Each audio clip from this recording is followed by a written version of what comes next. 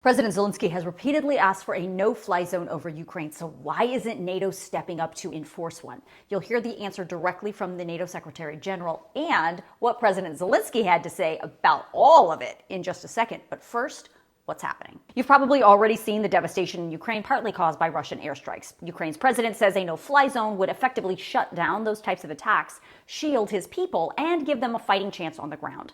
But the United States and our NATO allies have said repeatedly that there will be no boots on the ground in Ukraine, or in this case, in the sky, flying over Ukraine to fight a war with Russia. The fact is, the way you enforce a military no-fly zone is to eliminate the hostile planes that are violating the airspace.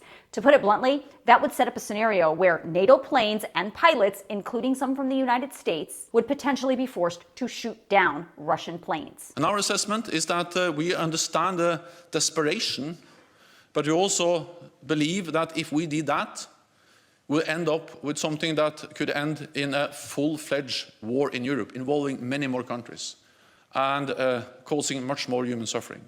So that's the reason why we make this painful decision. President Zelensky, during a speech today, blasted this NATO decision, saying it essentially gives the green light to Russia to continue their airstrikes. In the same speech, though, he also thanked NATO countries who have shown support for Ukraine. Though the no-fly zone, for now, is a no-go, NATO allies continue to insist they will protect every inch of NATO territory.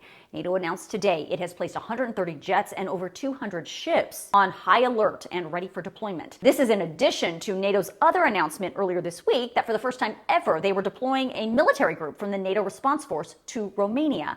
Romania, if you remember from this video, is a NATO ally and does share a border with Ukraine. The NATO response force is a multinational military force made up of about 40,000 land, air, maritime, and special operations personnel.